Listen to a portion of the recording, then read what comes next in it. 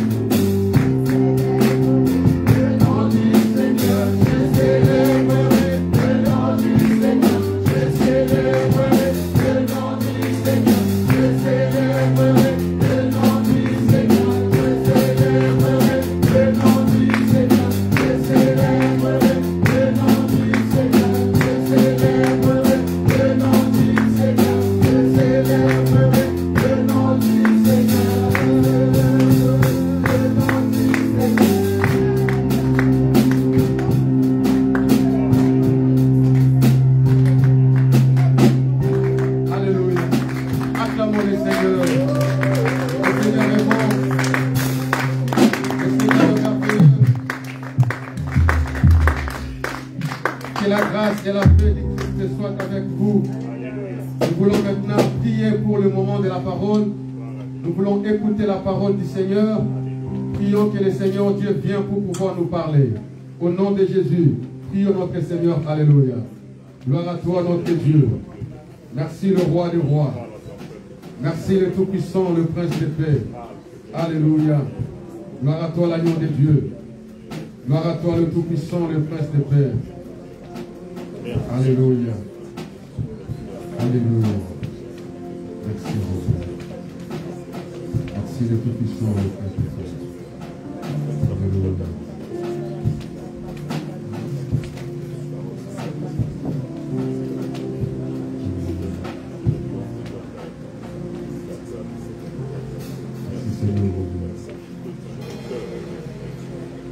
Notre Seigneur éternel. Merci le Tout-Puissant, le Prince de paix.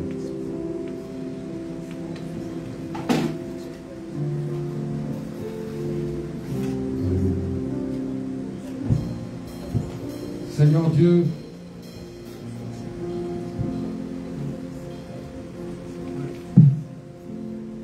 je veux concentrer ces moments, Seigneur, pour toi.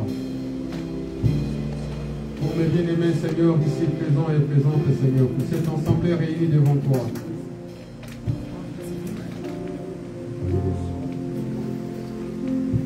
Je prie que la main de l'Éternel, Seigneur, se pose sur tout et chacun de nous.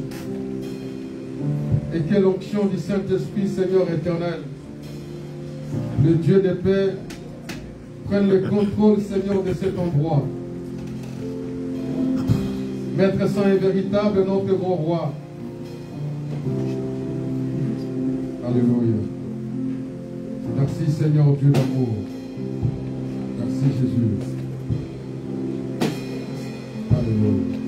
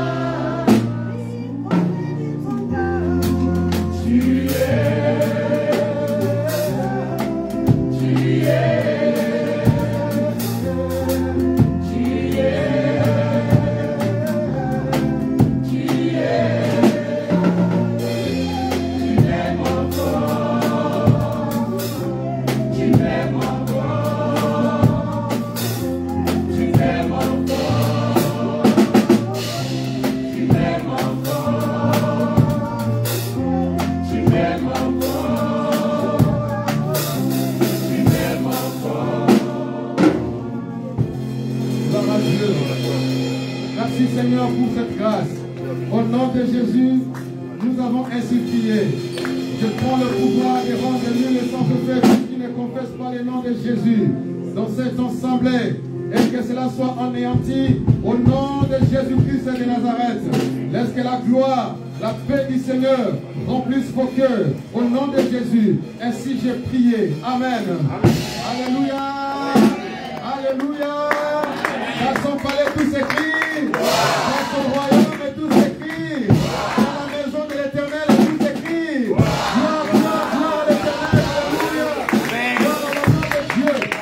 Que la paix et la grâce nous soient accordées abondamment. Amen. Je sens que le Seigneur, Dieu vous bénisse, mon frère, que Dieu vous bénisse.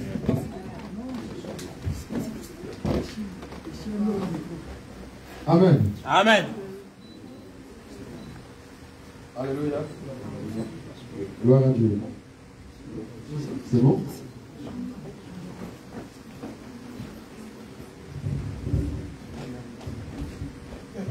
C'est bon.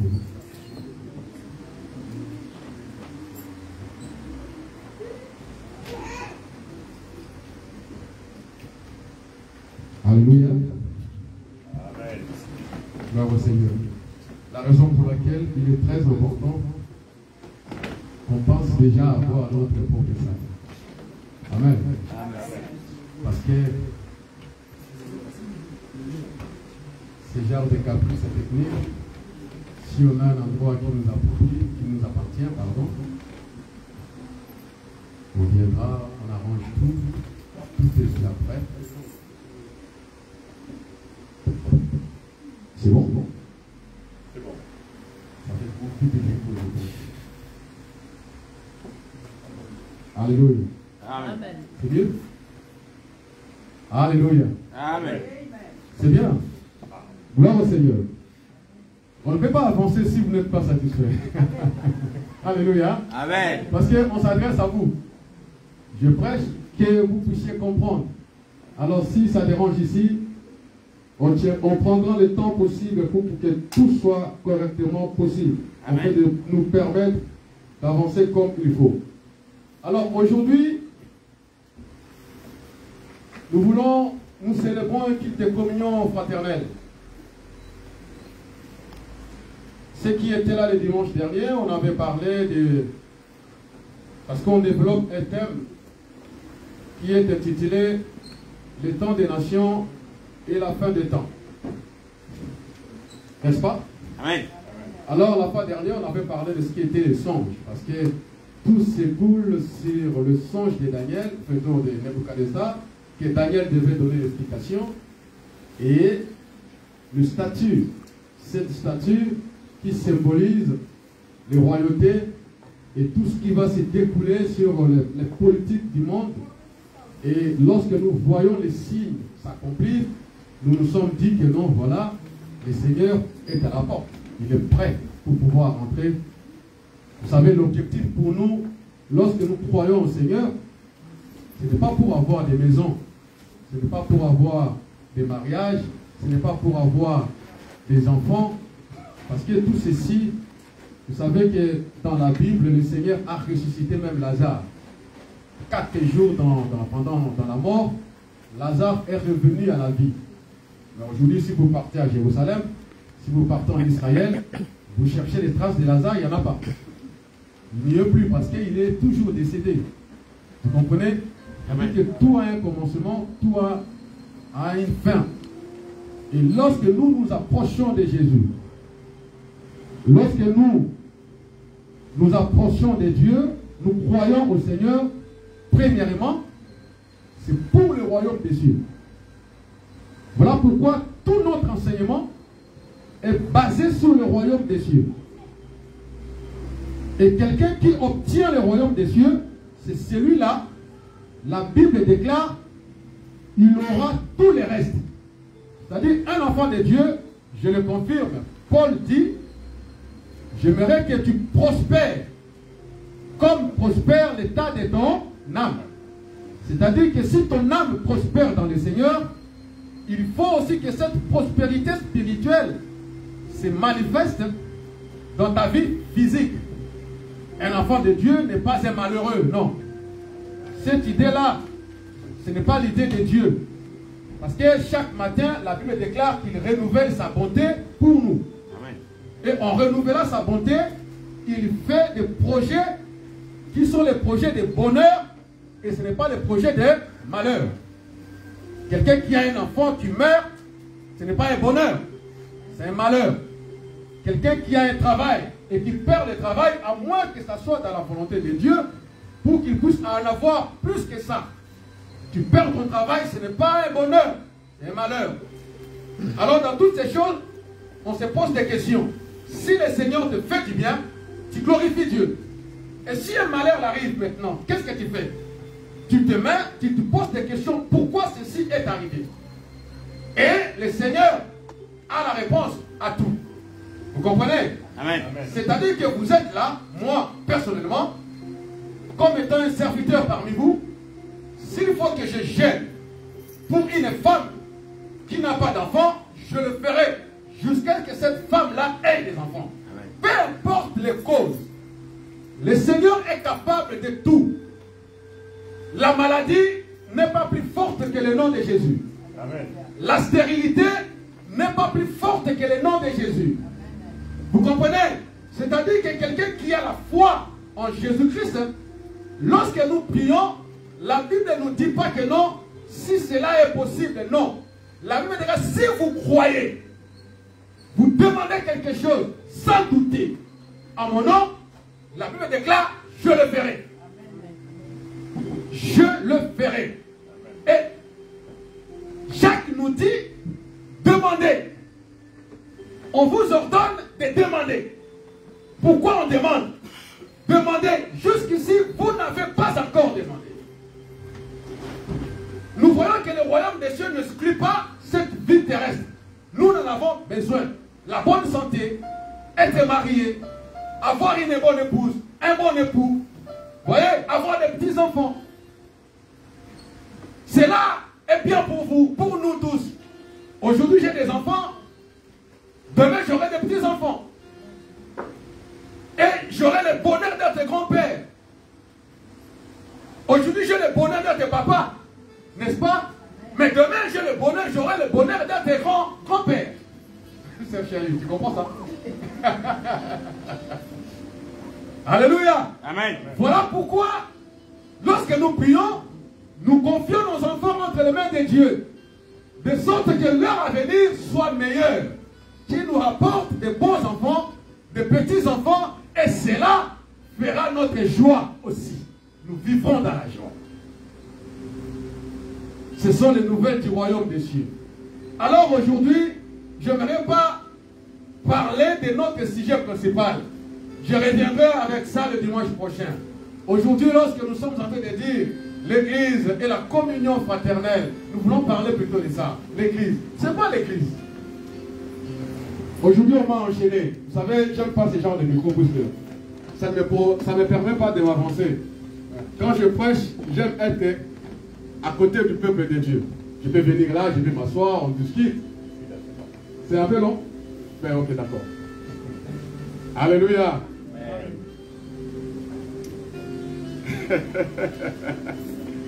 La sœur Ava, c'est mon ami. Que la grâce du Seigneur vous soit accordée. C'est pas l'église. L'église, c'est quoi? Est-ce que lorsque nous sommes réunis ici, c'est l'église? Hein? Comme ça, l'église. C'est pas les bâtiments, c'est nous. C'est nous. Le corps de Christ, voilà. L'ensemble des chrétiens. Qui a encore une petite réponse? Ça, selon sa compréhension. Sœur Laurence, ça cherche quoi l'église?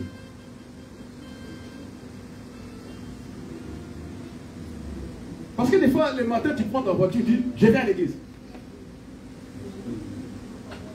C'est nous qui formons l'église. Et c'est vrai. Ce que tu dis n'est pas faux. C'est vrai. Mais l'église, j'aimerais bien que nous remontions un peu le temps. Dans Genèse, le Seigneur a créé l'homme et la femme. D'accord? Il les a mis dans un endroit où il y avait tout ce qu'il faut. Il y avait, dans cet endroit-là, ce qu'on appelle le jardin d'Éden, l'arbre des connaissances de du bien et du mal. Et aussi l'arbre de vie. D'accord? Et le Seigneur vient et dit à l'homme, je te donne toute cette verdure comme nourriture. D'accord? Mange. Tu peux toucher. Mais par contre, à l'arbre qui est au milieu du jardin, là, de la connaissance du bien et du mal, ne t'y approche même pas. Ne touche pas, car le jour où tu toucheras cela, tu feras quoi? Tu mourras. D'accord? Mais ce n'est pas l'homme qui a touché. Vous savez, hein? Bon, on en parlera peut-être plus tard. Mais la Bible déclare, parmi les animaux, il y avait un qui était plus malin que les autres. La malignité. Cet animal est venu voir la femme, qu'on appelle Ève. Il pose la question, mais pourquoi je t'ai remarqué? Tu manges tous les fruits du jardin. Tu touches à tous les arbres du jardin. Mais pourquoi celui-là, tu ne manges pas? Pourquoi tu ne touches pas? La femme répond, tu sais, Dieu nous a dit de ne pas même toucher, ne pas même avoir l'idée de toucher. Parce que le jour où nous en toucherons, nous mourrons. Le diable répond, ah mais non, n'exagère pas, Dieu sait. Il commence à lui enseigner la fausse doctrine. Le jour où tu en mangeras, tu ne mourras pas. Dieu sait que tu deviendras comme lui. Tu deviendras plutôt Dieu. Et cet enseignement a pris à la femme.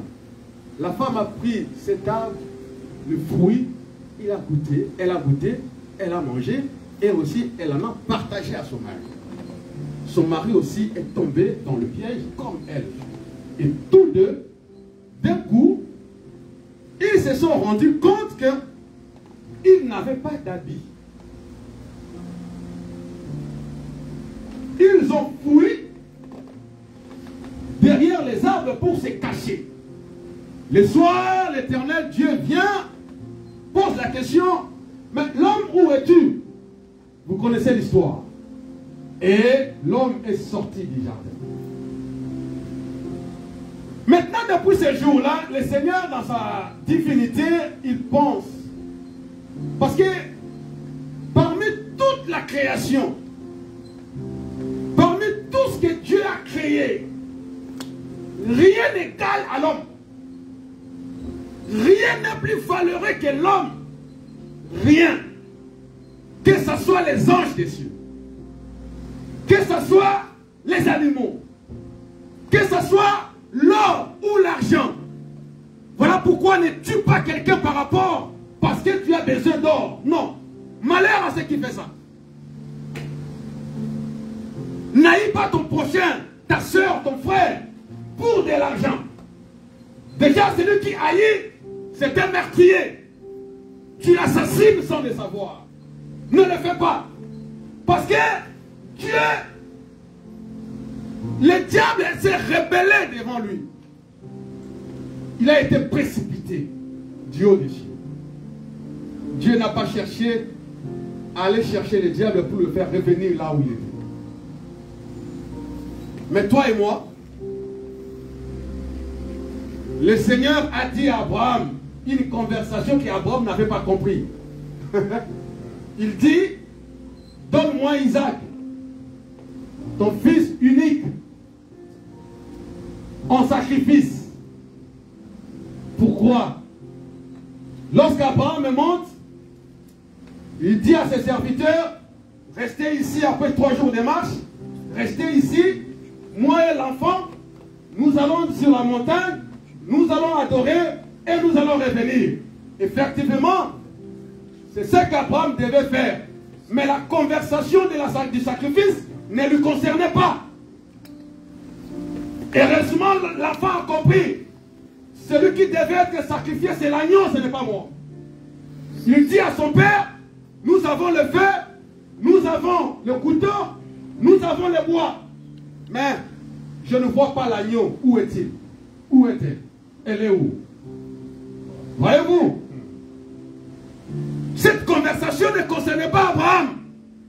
Abraham plutôt, Dieu parlait à lui-même.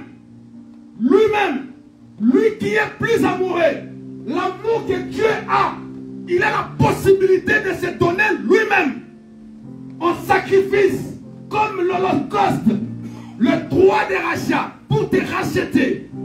Il est capable de mourir à cause d'amour.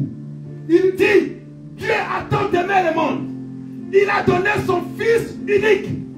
Le fils unique, ce n'était pas Abraham qui avait le fils unique. Le fils unique, c'était Dieu, le Père. Lui qui est le fils unique. Du nom de Yahushua HaMashiach. Amen. Alléluia. Amen. Ce fils unique, lorsqu'il dit à Abraham, donne-moi ton fils unique, c'est-à-dire, Dieu est dans son trône. Dieu est dans le cœur d'Abraham. Il se parle à lui-même. Il dit comme il a dit dans le commencement, créons l'homme à notre image, selon notre ressemblance. Il ne s'adressait à personne. Il parlait à lui-même. Car il se suffit en lui-même. L'enfant a dit, ce n'est pas moi qui dois mourir. C'est l'agneau. Où est l'agneau? Et sur la montagne, Abraham est quand même monté. C'est que Dieu sait. Dieu ne sait pas conjuguer le verbe adorer au temps présent et à la personne, à la première personne du singulier. Dieu n'adore jamais. Voilà pourquoi il est venu. Il cherche les vrais adorateurs. Toi et moi, nous devons être les adorateurs. Dieu n'adore pas. Il adore quoi? Il adorerait qui? Vous comprenez?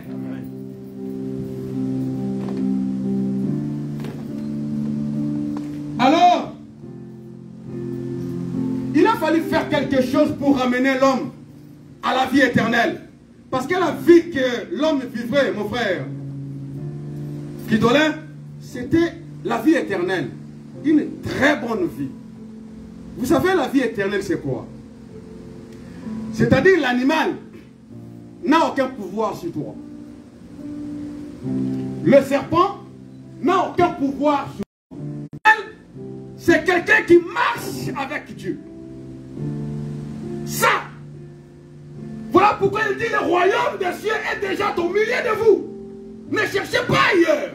N'allez pas à la sortie de Septentrion ou encore à la coucher du soleil. Non, le royaume des cieux est au milieu de vous. Christ, c'est lui le royaume des cieux. La vie éternelle. Mais maintenant l'homme était un peu perdu. Il dit maintenant il faut que l'homme revienne à sa position initiale. Il vivait une vie éternelle. La vie à laquelle il appelle l'animal, l'animal l'obéit. Aujourd'hui, tu te retrouves avec les lions, tu vas fouiller. Il y en a même. Ce qui est encore plus bizarre. Une araignée. L'araignée. J'avais un collègue.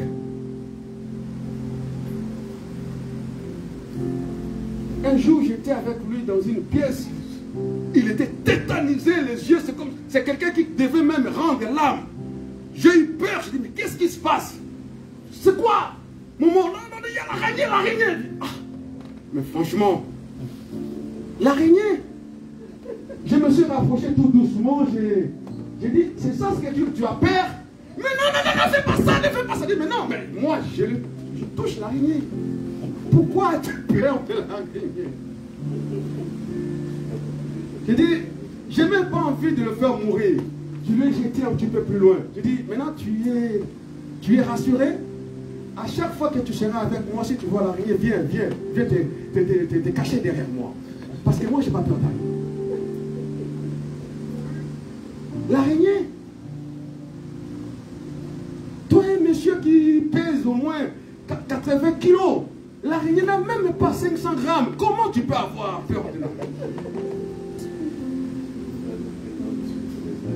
Ça, c'est l'homme qui perd tout ce qu'il a depuis le jardin d'Éden. Maintenant, le travail de Dieu, c'est de faire revenir l'homme à son état initial.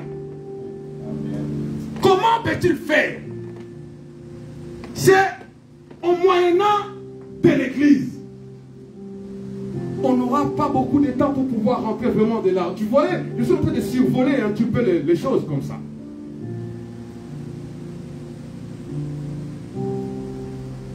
Exode chapitre 3, Dieu raconte Moïse. Il dit à Moïse, fais sortir mon peuple de là où ils sont. Avec la sœur Laurence, pardon, avant de commencer, bon, on parle du tout et de rien avec elle. Eh bien, elle m'a dit quelque chose et je lui ai répondu, tu sais, quand Dieu te donne une promesse, prie aussi pour cette promesse-là que ça réalise. Ne restez pas les bras croisés pour dire que Dieu lui-même va s'en occuper. Parce que Israël, c'était prévu qu'il fasse 400 ans en Égypte, n'est-ce pas? Mais ils en ont fait combien? Pardon? 430. Mais d'où viennent les 30 ans encore de plus? Est-ce que Dieu est menteur? Non. Dieu avait dit 400 ans. Mais Israël a fait 430. Il faut saisir Dieu dans ses mots. Pourquoi pas à la 399e année qu'il s'élève pour dire, hey, Dieu, n'oublie pas, hein, nous avons une promesse avec toi. 400 ans, tu avais dit, nous devons sortir d'ici. N'est-ce pas? C'est-à-dire que la promesse, elle est là. Tu observes la promesse. Si tu as cru à cette promesse, n'est-ce pas? Tu observes la promesse. Tu comptes le temps. Et tu te dis, le temps est arrivé. Le jour où tu te dis que non, le temps est bon, rappelle Dieu. Seigneur, tu ne mens pas. C'était prévu 400 ans. Au 400e année, je quitterai l'Égypte. Mais pourquoi une année de plus? S'il y avait des gens un peu têtus comme nous là, on se lèverait devant Dieu et dit non, non, non, non, non, non, non. Nous ne sommes pas d'accord. Pas une année de plus, pas une journée de plus. 400 ans, c'est 400 ans. On doit sortir d'ici. C'est-à-dire, Dieu te donne des promesses, tu crois à cela, tu les acceptes, tu pries, jusqu'à ce que cette promesse-là se réalise. Ne croise pas les bras pour dire que Dieu va s'en occuper. Non, il n'est pas comme ça. Ce n'est pas ça la foi. Ça va? Amen. Dieu parle à Moïse, il a dit non, non, non, j'ai entendu les cris. Donc le problème de Dieu, c'était d'entendre les cris d'Israël. Si l'Israël n'avait pas crié, même à la naissance de Moïse, il serait toujours là. C'est-à-dire, n'aime pas la souffrance que tu dis, c'est la volonté de Dieu, je vais souffrir, je vais... Non, non, c'est pas ça. S'il y a quelque chose qui te ne plaît pas, lève-toi dans la prière. Dis, Seigneur, je ne fais pas cette situation. Tu as le droit de dire non. Parce que tu es enfant de Dieu. À tous ceux qui l'ont reçu, il leur a donné le pouvoir de devenir enfant de Dieu. Amen. Est-ce que ton fils accepte toutes les situations de ta maison? Avec nos enfants, des fois, c'est la discussion, n'est-ce pas? Papa, moi, je veux ça. Non, non, non, pardon. Je veux ça. Il s'impose. Ce n'était pas de ta volonté, mais tu as quand même fait ce que ton enfant demande. Pourquoi? Parce qu'il se sent dans le droit d'obtenir quelque chose de toi, parent. Et la Bible déclare, si vous les méchants que vous êtes, vous donnez de bonnes choses à vos enfants. L'enfant te demande du pain, tu ne lui donnes pas la pierre. L'enfant te demande le poisson, tu ne lui donnes pas les serpents. À combien plus forte raison le Seigneur Dieu, alléluia, Amen. le Dieu de tous les hommes, le Dieu de tous ceux qui ont le Christ en eux, il ne donnera pas de bonnes choses à ceux qui en demandent. Demandez les bonnes choses. Demandez. D'ailleurs, l'apôtre Paul dit, aspirez au don de l'esprit. Lorsqu'il parle de la prophétie, le miracle. Moi, je demande dans mes prières, Seigneur, donne-moi le don de miracle. Seigneur, donne-moi les dons de la prophétie. Seigneur, donne-moi les dons de la vision. Oui, ce sont les dons du Saint-Esprit. Parce que j'aime défier les diables. Vous savez, s'il y a une femme stérile, je dis, viens, viens. Tu sais, les diables ne peuvent pas te donner l'enfant. Mais moi, avec le Seigneur, je peux te donner des enfants. Prie, je vais prier pour toi. Il faut défier les malins. Lui dire que nous sommes plus forts que toi. Mais comment? Avec la manifestation de l'Esprit en nous.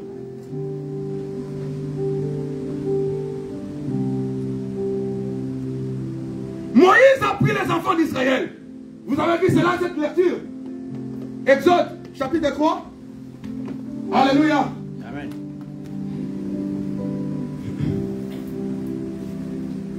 Qui les a ramenés? Exode 14, la Bible déclare qu'ils ont traversé la mer Rouge. Alléluia.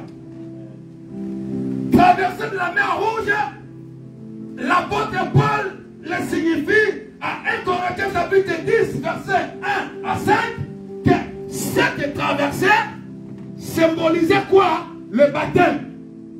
Le baptême pour eux. Ils ont été baptisés par Moïse dans la mer. Et en sortant de là, il y avait la colonne et la nuée qui étaient sur eux. Il interprète en l'esprit. Or, Acte chapitre 2, verset 28, la Bible déclare ceci. Croyez au Seigneur Jésus-Christ de Nazareth. Faites-vous baptiser au nom de Jésus-Christ de Nazareth. Pourquoi? Pour le pardon de vos péchés. Et après quoi? Vous recevrez les dons du Saint-Esprit. La promesse, elle est faite pour nous, pour nos enfants, pour ceux qui sont avec nous, et pour tous ceux dont le Seigneur appellera par la suite. Pourquoi cela? Je parle de l'Église. L'Église, le Seigneur approche avec ses disciples. Il leur pose la question. Définissez-moi. Définissez-moi. Si j'interprète autrement dit la question de Jésus. Qu'est-ce que les hommes disent de moi?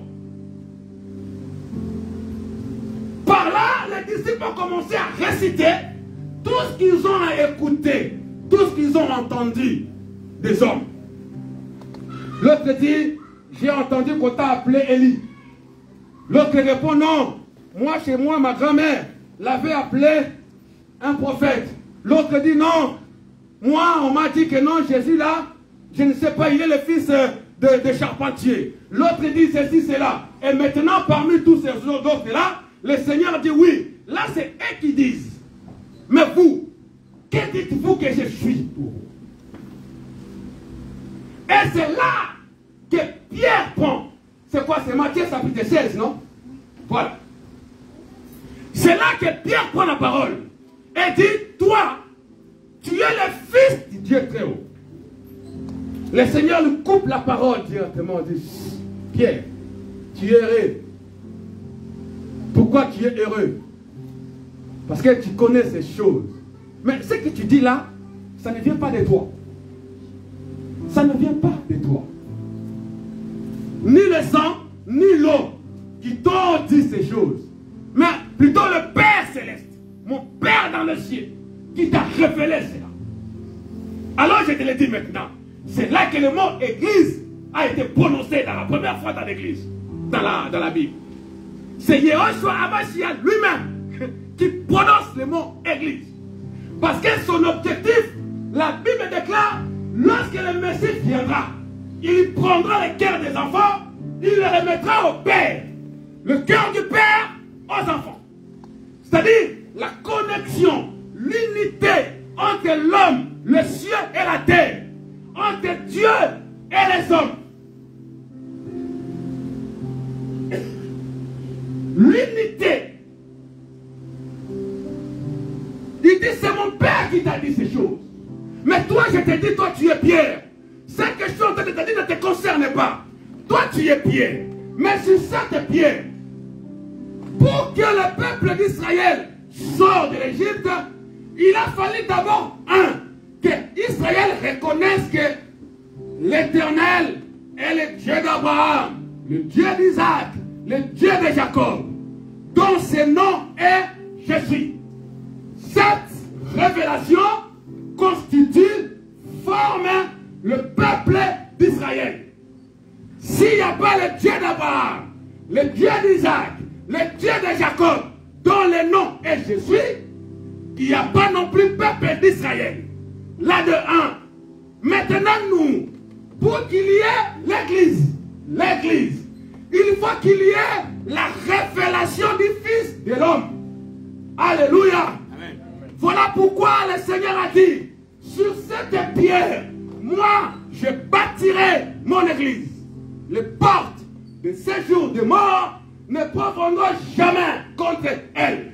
Déjà, il donne le cap pour nous.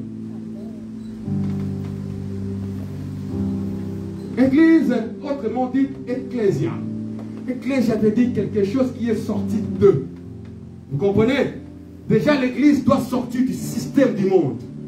Quand nous sommes réunis ici, bien aimés dans le Seigneur, nous ne pouvons pas copier le monde.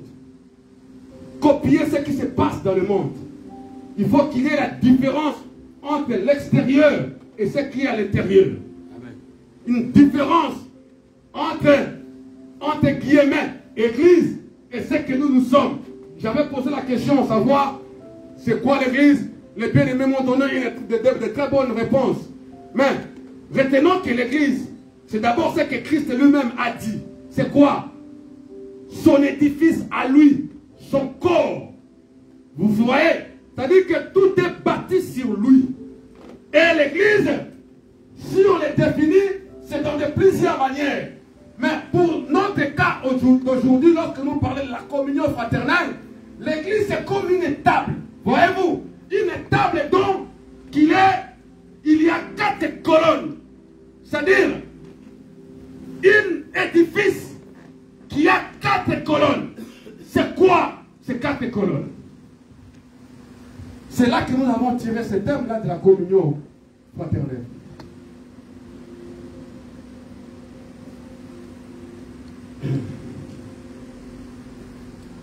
Alléluia. Amen. Est-ce que ça rentre? Hein? Acte chapitre 2, verset 41 à 42. Frère Pidon, est-ce que tu peux lire pour nous? Lisons la parole de Dieu. Amen. Acte 2, 41, 42. Ceux qui reçurent de bon cœur sa parole furent baptisés. Oui. Et en ce jour-là, Oui. le nombre des disciples s'augmenta d'environ 3000 âmes. Amen. Ils persévéraient dans l'enseignement des apôtres, Oui. dans la communion fraternelle, Oui. dans la fraction du pain Oui. et dans les prières. Amen. Amen. C'est quoi? Qu'est-ce qu'il a cité? Enseignement des apôtres dans la fraction du pain. Alléluia. Amen. Agissez et répondez. Qu'est-ce que le frère a cité? L'enseignement des apôtres. 1. Communion fraternelle. 2. Fraction du pain. 3. Et la prière. C'est-à-dire 4 pieds, n'est-ce pas? Amen. Dans ces 4 pieds-là, on nous a pas dit la dernière chose, qui est la pierre angulaire. C'est-à-dire toutes ces 4 choses sont elles-mêmes aussi fondées sur la pierre angulaire. Cette pierre, c'est qui? C'est Jésus-Christ de Nazareth. L'enseignement est basé sur Jésus. Voyez-vous, la communion fraternelle, ce n'est pas une communion au nom du Père, du Fils et du Saint-Esprit. Non, c'est la communion au nom de Jésus-Christ de Nazareth. La prière, c'est aussi au nom de Jésus. Et quoi encore, 4e? La fraction du pain. Ou encore Sainte Seine. C'est le corps de Jésus-Christ. Ça, c'est qui fait les 4 colonnes. La force de l'Église. Et la communion fraternelle, nous la définissons comme étant l'appartenance à une fraternité. C'est-à-dire que nous découlons tous des mêmes pères. Sœur Laurence, le dimanche où tu n'étais pas venu, j'avais dit ceci. Hein? Oh, j'étais devant tout le monde. Je n'étais pas venu de mon terme. C'était quoi? C'est-à-dire que Jacob a aimé Joseph. Il lui a fait un tunique de plusieurs couleurs. On avait dit que cette tunique-là symbolise aussi l'Église. Le corps de Jésus-Christ. Dans le corps de Christ, il a sur lui toutes les couleurs de l'humanité. Toutes les origines de l'humanité. Je suis noir, tu es blanc ou blanche, peu importe ta couleur. Lorsque nous nous agenouillons, le Seigneur dit, lorsque vous priez, dites, notre Père qui est dans les cieux. Vous comprenez? Amen. La sœur Laurence prie, notre Père qui est dans les cieux. Frère Patou prie, notre Père qui est dans les cieux. Le pasteur prie, notre Père qui est dans les cieux. On se retrouve tous avec un seul Père. Amen. Un seul Père.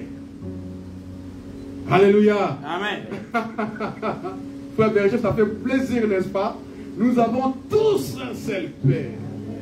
Le même Père, qui est le Père de tous, en tout et pour tout.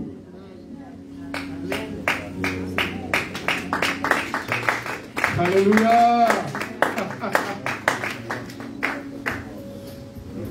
Et celui qui se dit, non, je ne vais plus venir avec vous, on lui posera la question, mais qui est ton Père alors? Si nous sommes tous le même Père. Avant aussi, je viens de découvrir que celui-ci est mon frère. Hein? Que la nature nous enseigne un peu, n'est-ce pas? J'étais à Kinshasa, je suis né là-bas, mon papa il est un peu vigoureux, tu vois, il vient en Europe, il a encore d'autres enfants. Et je viens, je retrouve mon autre frère. Et d'où habite mon père? J'habite ici. Je vois mon frère, je vois ma soeur, je vois d'autres. Parce que, excusez-moi de vous le dire, hein, moi je n'ai pas de demi-frères, j'ai que des frères. Voyez-vous? Mais par contre, tous, on n'a pas tous la même mère. Mais je n'ai pas de demi-frères. Il n'y a pas non plus de belles mères chez moi. Il n'y a que des mères. Amen. Vous comprenez? Amen. La femme de mon père, c'est ma mère. Amen. Ce n'est pas ma belle-mère. Mon frère, c'est que vous appelez demi-frère, c'est mon frère. Amen. Il n'y a pas de demi-frère chez moi. Excusez-moi de vous le dire comme ça. Alléluia. Amen. Non, ce n'est pas ça l'Afrique. Ce n'est pas l'Afrique, c'est la parole de Dieu. Amen. Parce qu'on nous a vendu mal les choses. On croyait que je vais tout de suite éradiquer cette idée-là. Jésus-Christ n'est pas le Dieu des Blancs. Non. Il est le Dieu de tous ceux qui croient en lui. Amen. Parce que c'est lui qui est le créateur de tout.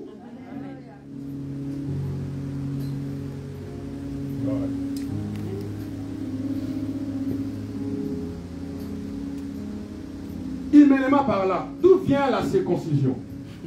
Est-ce que c'est un acte médical? Alléluia. C'est qui a prononcé cela pour la première fois? C'est Dieu. Face à qui? Abraham. Voilà. Si vous allez à Kinshasa, au Congo, à l'Équateur, c'est là que je tire quelques de mes origines de là-bas. Maintenant, je vous dis comment on circoncie les enfants. On les laisse jusqu'à peu près l'âge de 12 ans. Et lorsqu'ils arrivent à l'âge de 12 ans, pendant tout ce temps-là, ils ne sont pas considérés comme des garçons, comme des hommes capables de succéder à son père. Parce que chaque enfant mâle porte le nom de son père. Et c'est comme ça qu'on fait perpétuer la mémoire de la personne. Maintenant, pour circoncire les enfants, les garçons, on les amène dans la forêt. Il n'y a pas de fille, il n'y a pas de mère, il n'y a personne. On leur donne des couteaux, les épées. Nous, on appelle ça Mbaba dans notre langue. C'est-à-dire, on les fait des cérémonies du village et après, on les circoncie. Pendant à peu près 2 semaines, ils vont rester là-bas dans la forêt. Il n'y a pas une mère pour leur dorloter là-bas, non. C'est-à-dire que dès que tu es circoncis, tu te débrouilles à trouver à manger. On te laisse devant le serpent, on te dit, défends-toi. Et dès que cette étape-là va passer, ne vous inquiétez pas, même si tu es mordu par les serpents, ils ont la technique pour pouvoir enlever la veine, le venin. Dès que cela est sorti, on vous laisse maintenant revenir dans le village. Et maintenant là, vos mamans, vos tantines, les filles vont vous acclamer. Maintenant, vous êtes devenus des hommes. C'est une tradition qui dure avant la colonisation. C'est-à-dire que lorsqu'on dit entre guillemets les colonisateurs sont venus, ils ont trouvé que cette culture-là existe déjà. Et alors, si c'est Dieu qui avait dit que l'alliance que je fais avec toi, c'est la circoncision. C'est-à-dire que c'est Dieu d'Abraham, là, reconnaissait ces gens qui circoncisaient ses enfants au Congo. Et alors, d'où est le problème? Est-ce que ce sont les dieux des blancs, les dieux des noirs? Alors, nous avons sur lui, ma soeur, une seule tunique, mais qui comporte toutes les couleurs. Amen. Nous avons un seul Père. C'est-à-dire cette communion fraternelle-là nous unit lorsque nous mangeons ensemble. Voilà pourquoi je me suis dit ce jour-là, il faut qu'on aille voir comment il vient. Elle vient de Poteau. C'est quoi? Poteau de mer. Jusqu'ici. Je dis au pasteur, il faut qu'on fasse le même trajet pour comprendre la souffrance de notre sœur Laurence. Nous sommes allés, on a vu que c'était loin. Aujourd'hui, si elle me dit que non, j'arrive pas à venir, je ne lui demanderai pas de viens, viens, viens. Je comprends parce que c'est loin. Alléluia. Amen. Ça, c'est la fraternité. La douleur qui est la sienne est la mienne aussi. La souffrance qui est la tienne est aussi la mienne. La fraternité, c'est ça, ma soeur. Ne reste pas cloîtré de loin. Je suis ton frère. Tu es ma soeur. Voyez comment vous êtes beau, comment vous êtes belle. Alléluia. Amen. Je vous aime comme ça. Mais avant tout, je vais vous dire, vous étiez tous de lait. Vous n'êtes pas beau. Voyez-vous, cette beauté, c'est parce que Christ a pris votre mancheté là, c'est tombé sur lui, sur la croix de Golgotha, on lui dit. On avait même pris de quoi attirer l'attention, parce qu'il a pris ta mancheté, la mienne, la l'autre, et tout ça, c'est tombé sur lui. L'homme qui était beau, dont David est chanté, il est le plus beau d'entre 10 000, est devenu le plus laid. Pourquoi? Il a pris toutes nos situations difficiles là, qui nous rend moches, qui nous rend mauvais. C'est tombé sur lui. La beauté de Dieu est disparue. Même le soleil avait honte de regarder comment son créateur est devenu. Il a fui pendant 3 heures. Pendant 3 heures. Comment c'est beau cette histoire. Comment c'est beau d'être amis de Dieu, les enfants de Dieu, l'unité dans l'esprit. Je vous aime dans l'amour du Seigneur. Amen. Alléluia. Amen. Que le Seigneur vous bénisse. On va s'arrêter là parce qu'on n'a pas beaucoup de temps. Que le Seigneur vous soit béni. Alléluia. Que la grâce et la paix du Seigneur vous soient accordées. J'appelle le pasteur pour prendre la parole. Acclamons le Seigneur très très fort.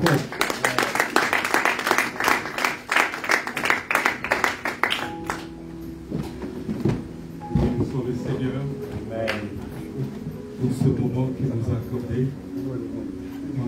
On parle de la communion fraternelle, on parle de l'Église. Retenez que l'Église, c'est le corps du Christ. L'Église, ce n'est pas le bâtiment. Retenez ça. L'Église, ce n'est pas le bâtiment. L'Église, c'est la maison de Dieu. Et la maison de Dieu, c'est toi. La maison de Dieu, c'est moi. La maison de Dieu, c'est nous. C'est ça l'Église. Et l'Église, c'est tout celui qui a accepté Jésus-Christ comme son Seigneur et Sauveur. Est-ce que tu crois au Seigneur? Amen. Est-ce que tu as cru au Seigneur ou tu crois au Seigneur? Tu es l'Église. Moi, je suis l'Église. C'est pourquoi nous sommes membres du corps de Christ. Alors, cette réunion-là, elle est importante parce que lorsqu'on se retrouve, le corps de Christ est complet. Si je ne suis pas là, peut-être que le Seigneur m'a donné, parce que si vous lisez dans 1 Corinthiens chapitre 12, on nous explique les membres du corps de Christ. Si je peux être la bouche. Je prends un exemple, je suis la bouche. Maintenant, je ne viens pas. Ça veut dire que quand le corps de Christ se tient là, le corps de Christ va manquer quoi? La bouche. Ça veut dire ton absence, ta négligence rend infirme le corps de Christ. Vous savez, un jour, Saoul, vous connaissez Saoul? Ou Saul, bon, on l'appelle Saul, hein, qui est devenu plus tard Paul. Dans sa tête, il se disait, ah, je vais aller perturber ces gens-là. Il voyait des gens qui se réunissaient, qui priaient, qui écoutaient la parole de Dieu. Et pour lui, il se disait, je vais aller les perturber. Je vais aller les déranger, je vais aller les persécuter. Et il partait avec courage, avec force. Et pendant qu'il partait, pour lui, il voyait les hommes et les femmes réunis comme ça, comme on est réunis cet après-midi. Mais tout d'un coup, pendant qu'il était en route, il partait, le Saint-Esprit lui est apparu. Parce que la lumière qui l'a frappé, c'était le Saint-Esprit. C'était la visitation de Dieu. Paul n'a pas été évangélisé par un homme. Paul a été évangélisé par la lumière. Par Jésus-Christ lui-même. Par Dieu lui-même. C'est lui-même qui a prêché Paul. Alléluia, j'aime ça. Amen. Parce que si quelqu'un est évangélisé par Dieu, il ne dépendra pas de quelqu'un. Il ne regardera pas un homme. Il ne regardera pas autour de lui des circonstances. Les circonstances pour lui ne peuvent rien. Alors Paul, lorsqu'il est frappé par la lumière, il y a une voix qui s'est fait entendre. La Bible dit que ceux qui étaient avec lui, ils ont vu la lumière, mais ils n'ont pas entendu la voix. Mais si tu lis encore dans les Actes des Apôtres, chapitre 26, je pense, on dit, ceux qui étaient avec lui, ils n'ont pas écouté, ils n'ont pas vu la lumière, mais ils ont entendu la voix qui a parlé. Vous savez pourquoi?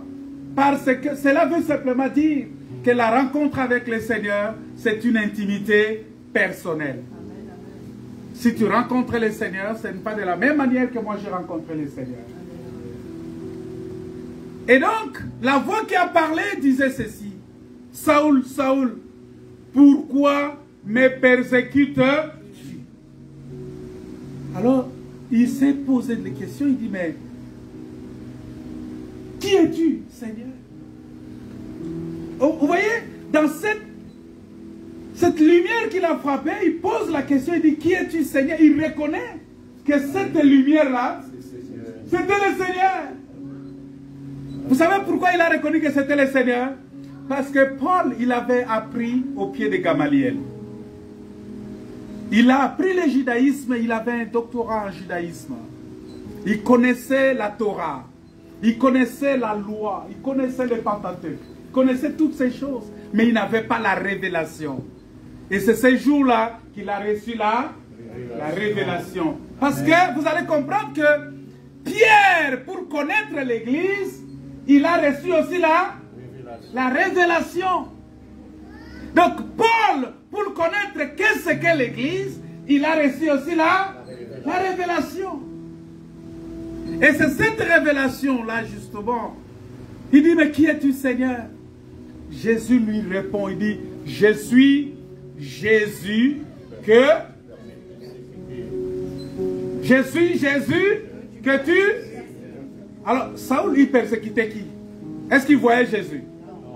Il voyait les hommes, il voyait le peuple, il voyait des gens réunis, il voyait Amélie, il voyait la sœur Karine, il voyait la sœur Ursula, il voyait les frères Koutenay, il voyait tous ces frères-là réunis, il voyait tous ces gens-là, il voyait tous ces gens-là réunis, la sœur Davila, il voyait tous ces gens-là réunis, il s'est dit, mais non, ce sont des hommes qui sont réunis, je dois les attaquer.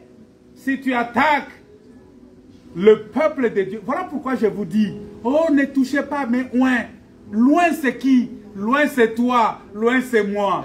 Loin n'est seulement pas les serviteurs de Dieu. Les serviteurs de Dieu utilisent maintenant ces termes-là pour faire peur aux gens. Non, ne touchez pas, mais loin. Ne faites pas du mal à mes serviteurs. Mais moi aussi, je suis serviteur. Toi aussi, tu es servante. Toi aussi, tu es enfant de Dieu. Alléluia. Toi, tu es aussi loin de Dieu. Parce qu'il a dit que dans les derniers jours, je répandrai de mon esprit sur toute chair. Vos fils, vos filles prophétiseront. Vous voyez, nous sommes tous des loin de Dieu. Parce que nous sommes membres du corps de Christ. Et Christ veut dire loin. Et quand on dit loin du Seigneur, c'est toi, c'est moi. Nous sommes les loin. C'est ça l'église. L'église, c'est toi. Donc si tu n'es pas là, sache que tu rentres. Peut-être que c'est toi le bras ici. Voilà pourquoi j'aime souvent mon frère Makoso quand il me dit, même s'il est à Paris ou il est parti, je ne sais pas où, il me dit toujours, pasteur, je ne peux pas rater le culte parce que quel que soit le cas de figure, je dois rentrer pour être au culte. Pourquoi? Parce qu'il sait le rôle qu'il joue. Chacun doit connaître pourquoi il est là. Alléluia. Pourquoi tu es là? Quel est le rôle que toi tu joues dans le corps de Christ? Et en cela, tu vas te dire, non, je ne peux pas m'absenter. Quoi qu'il arrive.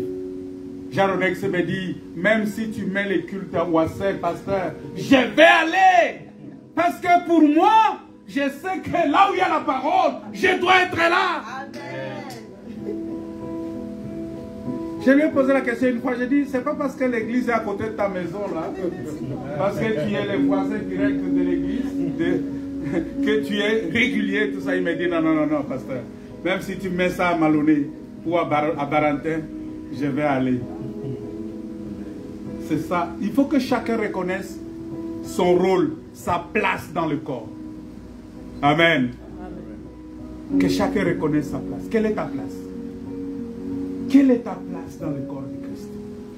C'est ça l'église. L'église c'est toi. L'église c'est moi. Ici, c'est seulement un lieu de rassemblement. Ce n'est pas l'église, ça. Ça, c'est un lieu de rassemblement.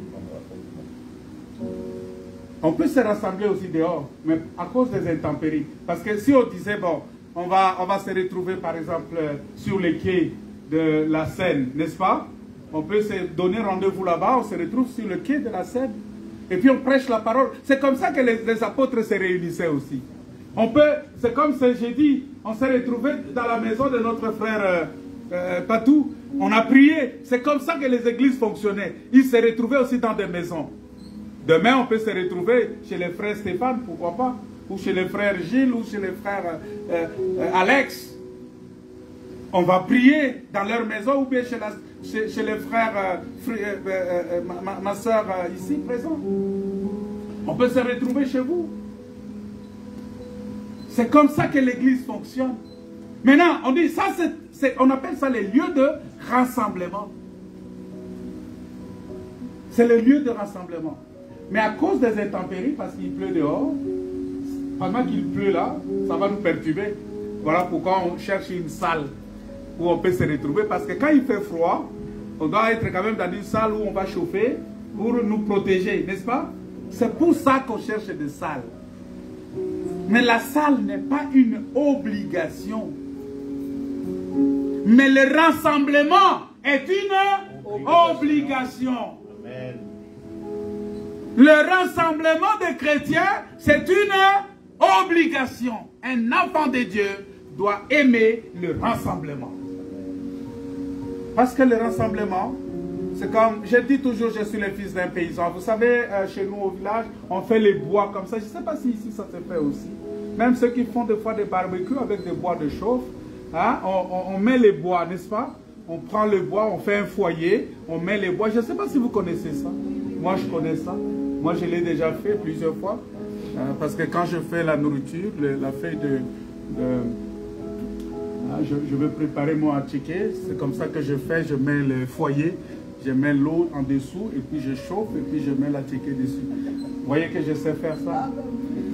Alors, quand on fait ces choses, on met le feu. Si tu retires un seul bois, tu le mets à côté, ça va faire quoi? Ça va s'éteindre. Voilà pourquoi on dit que deux valent mieux que un. Vous savez pourquoi Jésus a envoyé les apôtres deux. C'est là où on parlait aussi des fois de la protection par la présence. La protection par la présence veut dire que si je me promène dans la rue avec Dylan, hein, je dis Dylan, tu es là? Il dit bon oui je suis là. Bon on est ensemble, on marche. Même si quelque chose pouvait me pousser à avoir un deuxième regard.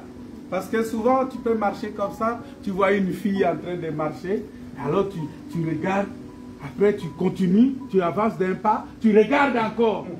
Le deuxième regard entraîne toujours dans le péché. Parce que quand tu regardes pour la première fois, il y a quelque chose qui te dit encore, regarde encore. Non, ça va t'amener dans le péché. Ça va créer de l'envie en toi. Ça va créer le péché en toi. Alléluia. Il faut faire très attention avec le deuxième regard. Alors, lorsque je suis avec Dylan, on marche avec Dylan. C'est un ami que j'aime beaucoup. Dylan, viens. Viens Dylan. Je sais que tu es fatigué. Mais il ne faut pas être fatigué. Il faut être courageux avec moi. Vous voyez, Dylan, il vient là comme ça, il est avec moi. Bon, on marche, il me regarde. Moi aussi, je le regarde. Il se pose la question. Comment ça va, Dylan? Ça va? Ça va bien? Est-ce que tu as bien dormi cette nuit? Voilà, c'est bien. Alors, on marche. Et après, je vois quelqu'un, une sœur en train de passer. Alors, au lieu de regarder là-bas, pendant que je parle avec lui, je ne saurais pas tourner mon regard là-bas. Sa présence me protège pour ne pas que mon regard se promène et tomber dans l'envie. C'est-à-dire que sa présence à mes côtés, ça me protège. Est-ce que vous comprenez? C'est ce qu'on appelle la protection par la présence. C'est-à-dire que la présence d'un frère à tes côtés t'empêche de ne pas commettre quelque chose de mal. De ne pas avoir la convoitise. Est-ce que tu as compris ça? Voilà pourquoi j'aime toujours être avec Dylan, même s'il est plus grand que moi. Va t'asseoir. Est-ce qu'on peut acclamer le Seigneur?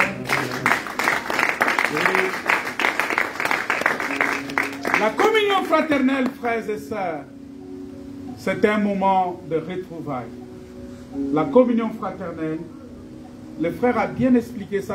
On pourra peut-être réexpliquer plus tard que la table là, c'est la formation de deux bois. On a pris les bois verts, on a mélangé avec les bois secs, on a mis ça ensemble et on a placé des pieds sous ces bois-là.